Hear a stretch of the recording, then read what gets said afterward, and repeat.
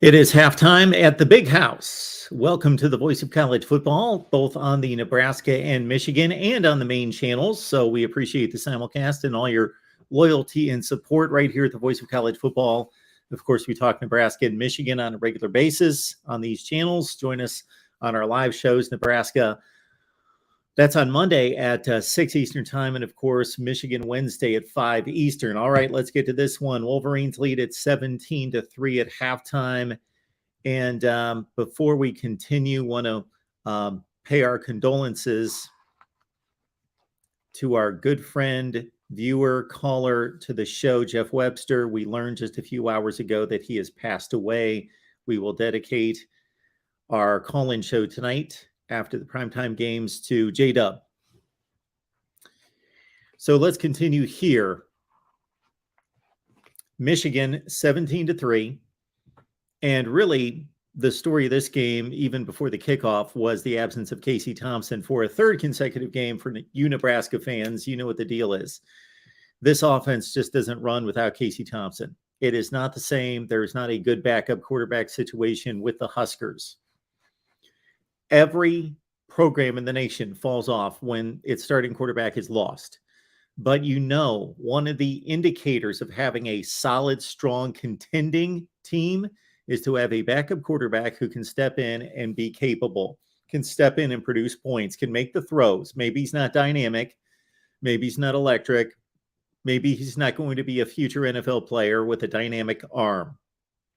But he's capable. He makes the right reads, makes the right throws. He has the arm accuracy, the capabilities to make the throws, and he can lead the offense. This is not the case now for a third consecutive week with Nebraska and Chubba Purdy and Logan Smothers.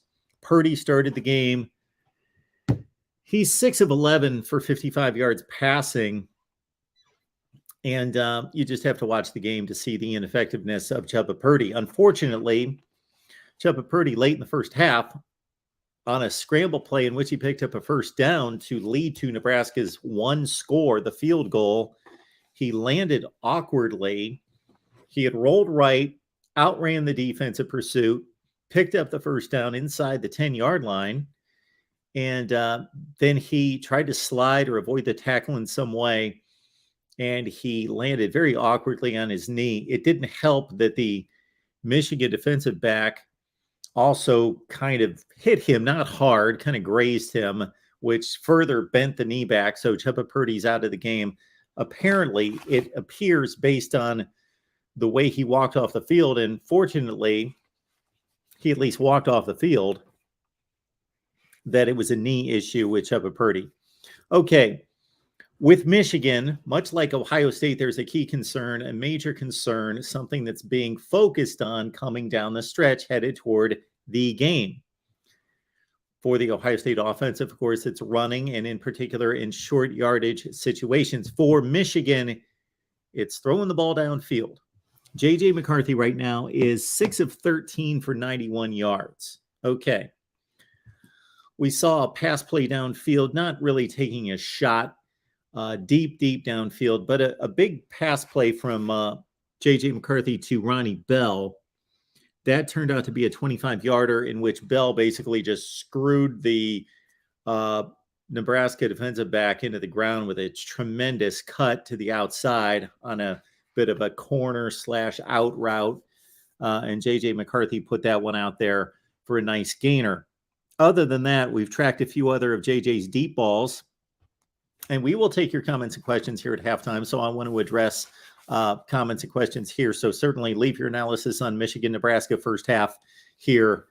And we will get to them in just a second and get you into the second half of play from the Big House. JJ on a couple consecutive deep throws. So on one particular series, they went deep first down, deep second down. The first one was a big overthrow. And JJ just launched it, and he's got the arm, and he just basically just chucked it up there. There was either a miscommunication between he and the wide receiver because it was nowhere to be found. It was not anywhere close to the wide receiver, or he just overthrew it by a ton and threw it to the wrong shoulder, to the wrong side of the field. The ball and the route I should say, was down the right hash. RG3 made a comment during the broadcast that certainly same comment I made after the Maryland game. Considering, and RG3's got a little bit more to say about this than I do, certainly, absolutely. One of the great college quarterbacks of the last couple of decades. So in the Maryland game, that was, of course, JJ's first start against Big Ten competition, took 4 shots downfield and missed them all. They were all overthrown. Okay. At least you got a quarterback who can make the throws in regards to, he's got the arm strength. He's not being outrun by the wide receivers. There are some quarterbacks out there that can't reach those throws. But J.J. McCarthy, there's no issue there. He's a tremendous talent. However, if you continue, and I made the comment at the time, if we're here 6 weeks from now, J.J. McCarthy's still missing throws deep and missing them long, well, it's better that you underthrow those routes than overthrow them. It's obvious that if you overthrow, there is 0 chance that the wide receiver is going to catch the ball, because that's exactly what it is. It's an overthrow. If you underthrow the ball, it at least gives the wide receiver an opportunity to track the ball, come back for the football, outfight the defender for the ball. And the wide receiver always has the advantage. Number one, he's a better skill player most of the time. Number two, he can track the ball. He knows it's coming. The defensive back is just trying to survive out there, just trying to maintain positional contact and physical contact with the receiver. So the receiver has a huge advantage in that 50-50 or so-called 50-50 situation that is typically more like 75-25. So J.J. McCarthy's not giving his wideouts any chance on those. So he overthrew 2 in a row. The next one was to Cornelius Johnson. You could be nitpicky and say Cornelius Johnson could have adjusted to the ball a little earlier while it was in the air, but it was an overthrow. It was too far to the sideline, and Cornelius Johnson about broke his back trying to flip head over heels to catch the football. So J.J. McCarthy needs to work on the deep ball. He's got the arm strength. It's the arm talent, or it's the repetition and working with the receivers there. And we know that the wide receiver room for Michigan, highly touted coming into the season, may be underperforming, not getting the level of opportunities, the number of opportunities that a lot of Michigan folks wanted to see, but also not coming through when given those opportunities. Again, Ronnie Bell, 2 catches for 34. We've got Colston Loveland's got a 28-yard catch. Roman Wilson, 1 for 13. Cornelius Johnson, 1 for 12. Blake Corum, a 4-yard catch out of the backfield, so not much there. Of course, Blake Corum's had a great first half. Once again, there you go, against a pretty marginal rush defense for Nebraska. Marginal to be kind. 19 carries for 103 and a touchdown for Blake Corum, making his Heisman push. The Nebraska offense, of course, nothing without Casey Thompson. It makes it difficult for them to run the ball as well. Anthony Grant, who has a string of 100-yard rushing games earlier in the season, and even the last couple of weeks against some good defenses like Illinois a couple of weeks ago. They lost to Minnesota last week. I believe he had 100 yards in that game as well. 5 carries against the Wolverines for 11 yards. So Michigan's defense, without Casey Thompson on the field for Nebraska, their task much easier, but got to give them credit. They are doing exactly what you do against a bad Nebraska offense, or one that's capable. Skill position players are good. They're good. They're not great. They're good. The offensive line is decent. It's marginal, but no quarterback, and they've taken advantage. Marcus Washington did have a 30-yard catch. Alante Brown, 13. Trey Palmer, he had a drop late in the first half. It didn't cost Nebraska because that was the one play. He had the drop at about the 10-yard line that could have cost Nebraska, but Purdy made up for it with a scramble for the first down in the next play, and Nebraska kicked the field goal to get to 3. So Trey Palmer's only got 3 catches for 7 yards. And here's a guy that had a 237-yard game against Purdue, and he's done basically nothing since because the ball doesn't come his way, or it's usually 8 feet over his head, or it's into the turf. Nebraska fans, you can relate. You know better than I do. So they do get on the board at 14-3. And then the next Nebraska drive, they had a little bit of something going. They got to midfield. They got a couple first downs, and then a 3rd and 7 gift for the Michigan defense on a poor snap. So that killed that drive. Late in the first half, Nebraska offensive coordinator Mark Whipple was taken down on the sideline by, I believe, a Blake Corum run went to the sideline. I believe that was Corum who ran to the sideline, or it might have been A.J. Henning on an end around, or was that on the kickoff?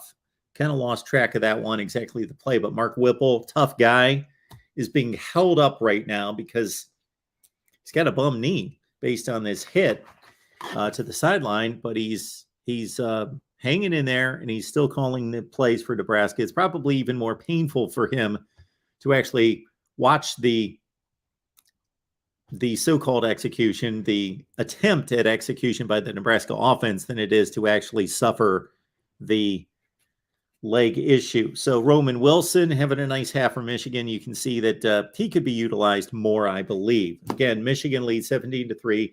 They had a late, so J.J. McCarthy did engineer a nice little last-minute drive down the field that converted into a Jake Moody field goal. 17-3 Michigan. They're a 30.5-point favorite if you care about such things. Elsewhere in the Big Ten, of course, Ohio State beat Indiana 56-14. Right now, huge game in the Big Ten Western Division. Late touchdown in the first half by Wisconsin on a broken coverage. 14-10. Iowa leads Wisconsin 14-10. The team that wins this game, it's a little bit more muddled than this, but takes a major step toward winning the Big Ten Western Division, because Illinois could have had control of the Big Ten Western Division with a win earlier today against Purdue. I watched most of that game. I've been watching all the games, of course, 3 or 4 at the same time. But Aiden O'Connell and Purdue upset Illinois on the road 28-21 or 31-21. I believe they got a late field goal that iced it. And so the winner of this Iowa-Wisconsin game, and this is classic Iowa football, they lead 14-10, blocked punt for a touchdown. Now, the touchdown was scored by the offense, but they were down at the 5-yard line. Blocked punt for a touchdown, pick 6 by Cooper DeJean for a touchdown for Iowa. All right, let's get to your comments and questions. I want to hear from all of you to see what you take from the first half of Michigan, Nebraska, and all the 3:30 games. I know Alabama and Ole Miss are on the field, and Ole Miss is out to a 17-7 lead. I think that's still the score. The Goril or Goril, appreciate you being first, and thank you so much for the contribution. Thank you so much for that. We appreciate everything we get here at the Voice of College Football to keep us moving here. Big Michigan fan, Goril. Rylan 131, Mayan Williams, of course, we're not going to know anything. We're not going to know anything unless he has been lost for the season. That's different. If he's been lost for the season, then we will know it. Otherwise, we're not going to know anything about Mayan Williams. And certainly we're not going to know anything 2 hours after the game is over. So Mayan Williams, 147 yards in the first half for Ohio State, left the game hobbling. It was a knee. It appeared to be a knee. I shouldn't say that for sure. Appeared to be a knee. And the Ohio State run game looked sharp, looked impressive today, but for future purposes is in rough shape. Dean says, let's use the game plan from Iowa last year with Smothers to finish the game. Yeah, Logan Smothers carried the ball 24 times in that game against Iowa, almost pulled off the win. Special teams for Iowa got the block kick against Nebraska. Nebraska led by a touchdown in the fourth quarter. So Dean is saying, hey, let's go Logan Smothers and run it a lot. Yeah, Joseph, I think we forget about Eric All. We forget about Eric All, one of the top tight ends in the country, certainly one of the very best in the Big Ten. And Michigan would really, between he and Schoonover, would have a tremendous combination there at tight end. Ron says, if Chubb is out, Whip needs to adjust to Logan's strengths if they're going to do anything this second half, RPOs and designed runs. Absolutely. Amazing blue guy. Interesting handle, very creative. Rest in peace, J-Dub. God bless.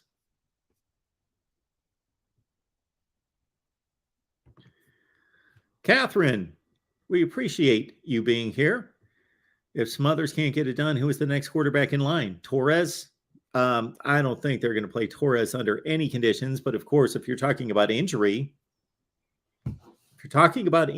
then yeah, I guess the young freshman would be the guy. The young freshman from, is it Texas or Nevada? Nevada would be the next guy. Mike, yes, go Vandy. I will probably post a video. I'm going to pull together all the relevant numbers concerning this long SEC losing streak for Vandy. And this is in some ways, an unlikely candidate for Vandy to get its first win against in the SEC after 26 consecutive losses. Vandy has defeated Kentucky. So Kentucky's a good team, 6-3 record. They played well most of the season. So not a likely candidate for Vandy to get its win from that standpoint, but Kentucky typically plays close games against weaker opponents. So they usually leave the door open, and they must have today. I just saw the game-winning touchdown pass for Vandy with about 20 seconds left in the game and on a slant. So congratulations, Clark Lee, on your first SEC win. Pacific Beaver says West Virginia with a great upset. Yes, they were an 8-point dog at home against Oklahoma. They get it done with a last-second field goal. And interesting development there. JT Daniels left the game. I don't know if he got hurt. I was in and out of that game as well. But he left the game, and Garrett Green, the prized backup, who is probably the future at quarterback for West Virginia, and a running threat as well, he led the tying touchdown. They were down 20-13, led the drive for the tying touchdown, and then the game-winning field goal drive as well. Oklahoma looked like the better team most of that game, but of course West Virginia owned the last half of the fourth quarter. Dean says, wondering how bad Whipple is hurt. Looked like he got hit in the knee. Absolutely, it does.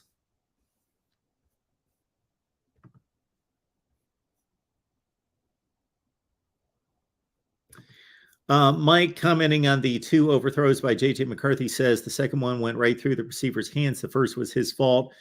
He overthrew the first one. I actually think the second one as well. You cannot expect that wide receiver to do a backflip and catch the ball. Like, I don't know if Odell Beckham Jr. would have caught that. So I don't know that it went right through his hands. I think it was like way past his hands. But point well taken.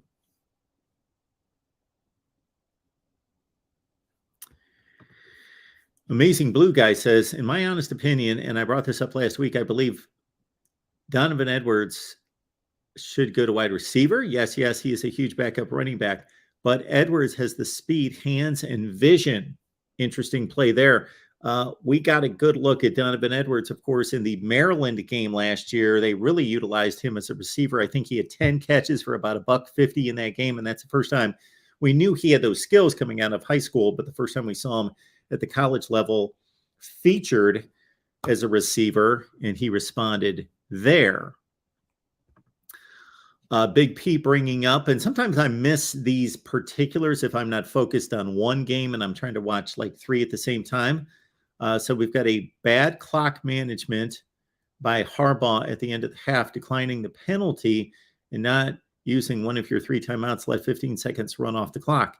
Okay, so if that in fact happened, they kicked a short field goal. So they were in range for a touchdown. They threw the ball into the end zone a couple times. So they did not use one of their timeouts. Interesting, and let time off the clock. Dean, he could call plays from upstairs, assuming that there's an elevator and a wheelchair. Yeah, just don't let him go through the tunnel. All right, Ron says, if I were the Michigan OC, I would not plan JJ to have more than a handful of pass attempts the second half. Okay? Most people are siding the other way. Not saying you're wrong, Ron, but most people are siding that they want to see the Michigan offense open it up. Not that they need to in this game, but in terms of preparing for down the road. They may play somebody in a couple of weeks that may be fairly tough.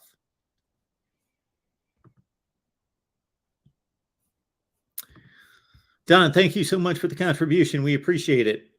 Thank you so much for that. Don says JJ is Chad Pennington 2.0, no deep ball accuracy.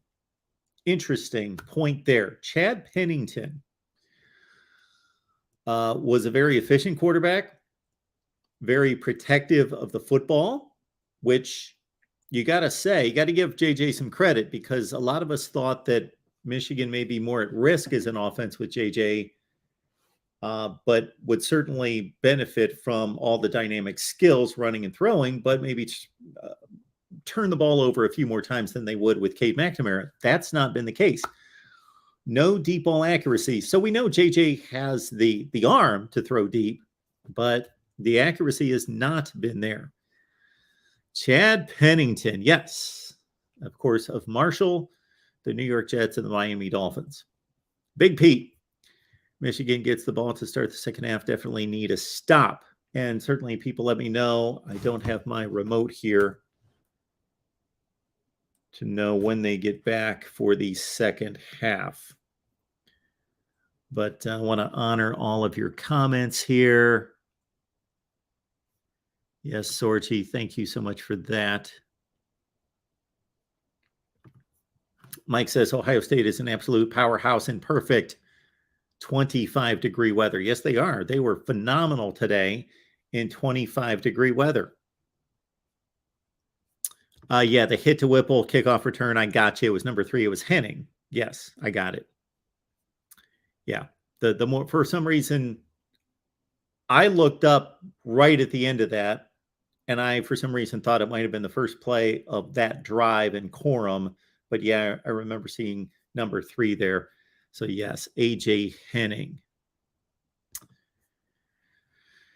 Jared giving the Buckeyes some props there. They looked good in the weather today. So when it comes to all of that, I'll say it this way, and a caller asked me the question in terms of the relevance of the weather and the excuses of the weather and all of that. I'll put it this way. There are obviously teams that play better in bad weather versus good weather. It's just the way it is. There are teams that have more speed, that throw the ball better. It is better to throw the ball in 70 degrees with no wind, no precipitation than it is with weather conditions. That's all there is. So bad weather favors Michigan. Ohio State is faster, not considerably faster, but they overall have more team speed than Michigan. But more than that, they rely on the pass. That's an obvious thing. But it's no excuse.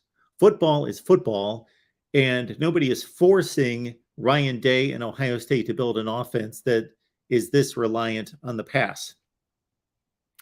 And they don't play in the SEC. They don't play on the West Coast. Well, the West Coast would have some weather traveling to the likes of Colorado and Utah and Washington State and Oregon. So that was the decision made by Ryan Day in Ohio State. It's worked out pretty well, but to all of your points about weather, Ohio State's more weather adverse. They certainly were last year. They didn't lose the game because of weather last year. They were hindered somewhat, but they still threw for 400 yards. I think the weather hurt their passing game a little bit, but what hurt them was Michigan's offensive line. Michigan's offensive line won that game, and Hutchinson and Ajabo won that game. Those were the two elements that were dominant for Michigan. Here we got Antoine. Always appreciate Antoine being here. And of course, we've got Michigan post-game, and we've got Nebraska post-game after the game. So please join our guy Jake on the Nebraska channel and Dre on the Michigan channel with Michigan and Nebraska postgame. Antoine says, Matt Weiss needs to be fired. All the man runs is go routes. He doesn't run any slants. He doesn't run any digs, curls. All he wants to do is throw low percentage Hail Marys. There's a lot of different route concepts that can be used that are extremely difficult to defend. Rub routes. I saw a number of plays earlier today both in the Purdue-Illinois game and in the LSU-Arkansas game, where it was difficult for the DBs to make that switch when receivers cross, to have that coordination. It's just like on a pick play in basketball. Why does it work so well? Because for the defender to get around to switch to the other player is difficult, or for the two defenders to communicate that they need to stay on their men or to switch. It's tough.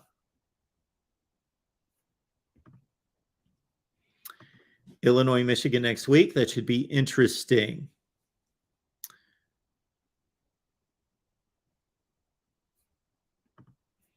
Jay Ferguson picking on our guide to real MVP about Vandy in the playoffs. Yes.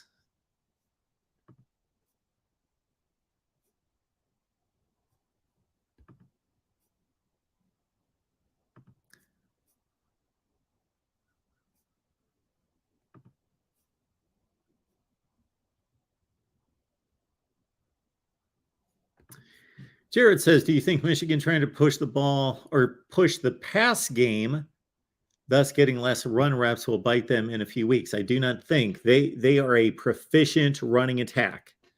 They're not going to forget that in 2 weeks. You need to keep that up, but they're running the ball enough. You know, Blake Corum had 19 carries in the first half.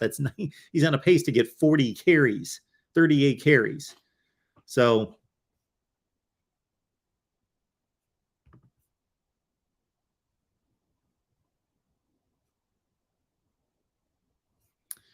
as David is letting us know, sad to see Travis Dye go down last night in the USC-Colorado game. It looked like a season ender. Yeah, it would always be interesting if everybody could just stay healthy to see how these games would play out, because injuries are a major factor. It's kind of like the weather. No, it's even more valid than the weather by far, that injuries can be an excuse to a certain extent, but you got to play with who you got. They're part of the game.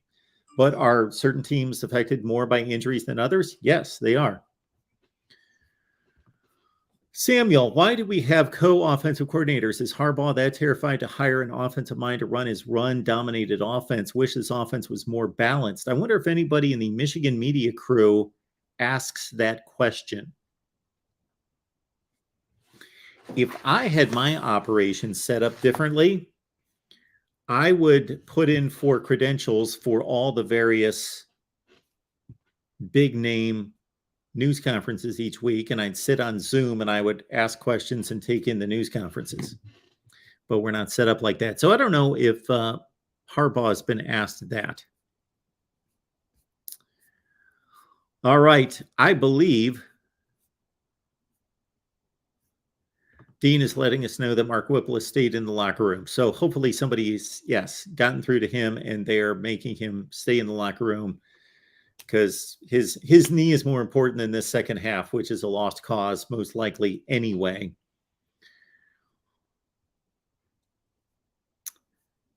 All right, folks, we appreciate you being here at the Voice of College Football. We will be here again. Our guy Dre with Michigan postgame right after the game on the Michigan channel. On the Nebraska channel, we've got postgame with our guy Jake, so please join them. I'll be live after all the primetime games on the main channel, 11:30 Eastern time, right here at the Voice of College Football. We will see you tonight.